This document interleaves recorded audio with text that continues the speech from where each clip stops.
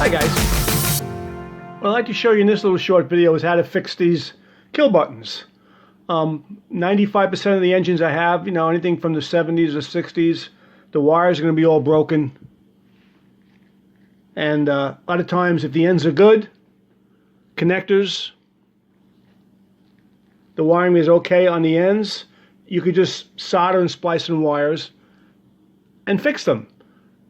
And save yourself, I don't know, almost $100 if you bought a brand new kill button.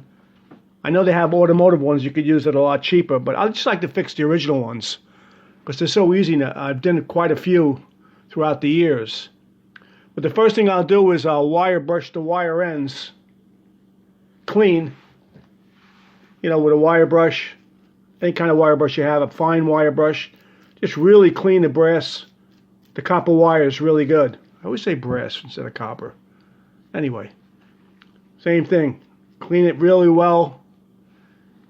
Get two wires the length you need. I think it's 18 gauge you could use. And clean both sides really well. I'm going to use this one because I got good wire coming out of the back of this kill switch. So I'm going to trim these down and I'm going to solder the wires onto here on both sides. Then I'll show you when I get to that stage.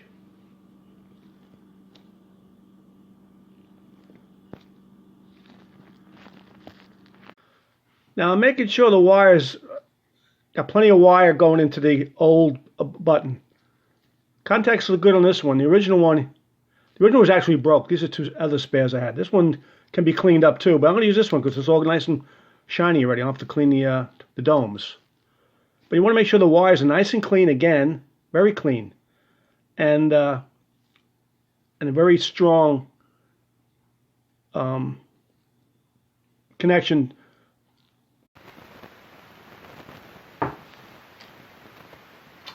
Here I'm going to solder the last connection. What I did is cleaned it back about 3/4 of an inch on both sides and just kind of braided it, twisted it on there. I don't want to make too big of a sloppy joint because the shrink wrap will not go over it.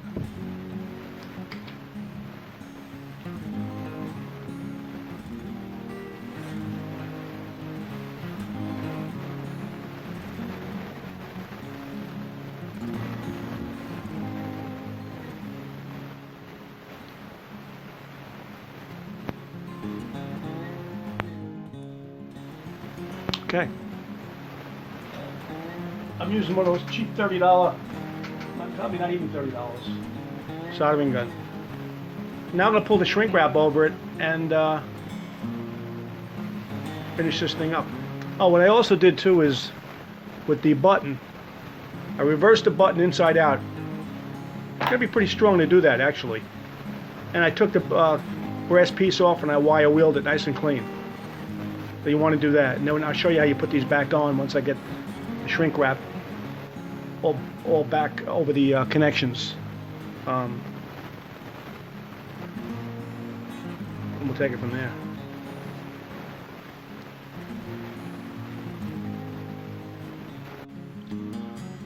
So you put the button inside out after cleaning the contact, the cone. The cone just slips in a little hole there and kind of locks in. Put it inside out. Contact down.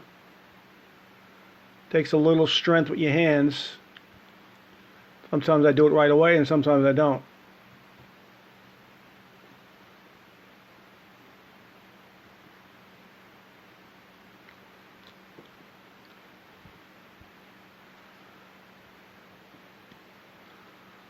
And that's it. Make sure it's on there square. One thing I didn't say before, make sure you put the nut on first before you solder the final two ends. It's a lot easier. These things will fit one at a time through here, but you have to sand them just a little bit. That's what I had to do because I forgot to put the nut on first. Put the nut on first, then do the last two solder connections. It saves a lot of heartache, whatever. And if the first one will go through pretty easy, and the second one you have to put the wire through here like this to get it to go through if you got to go through the nut, but it will go through the nut. These are a little bruised up, so that's probably what I did. And so I just sand them just a little bit real carefully here. And not to touch the locking tab at all. There's one little locking tab on both sides. I think like $89, $99 if you buy a new one. And then when I'm going to check it with a meter too to make sure. But that's how you do a kill button repair. It's pretty easy. I could have used larger shrink wrap, but I didn't. I mean, you could use a couple tie wraps too if you want to snake this through easy. Well, here I'm going to solder the second connection. Spend some time, you know, brushing it with the brush to get the corrosion off the old copper. And,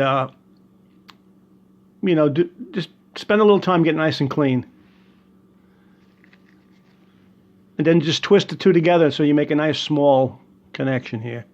This way the shrink wrap will go over it.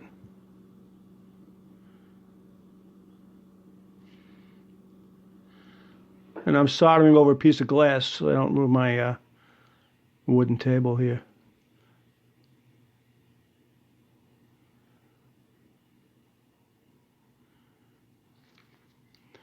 It's not the greatest soldering iron in the world either.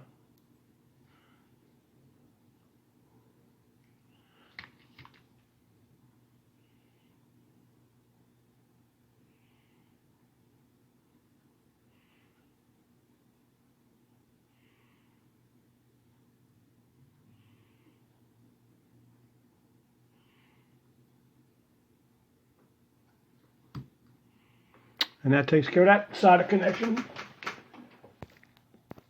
And also when I'm done, I hook up my meter to it to make sure it works right.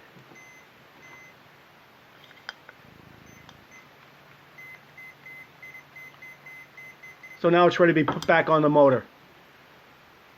Again, I've done so many. This one actually, I do them actually pretty fast, but this is, you know, a video I'm making, so it's I'm doing a little bit slower so you can see what I'm doing. I hope I explained myself right.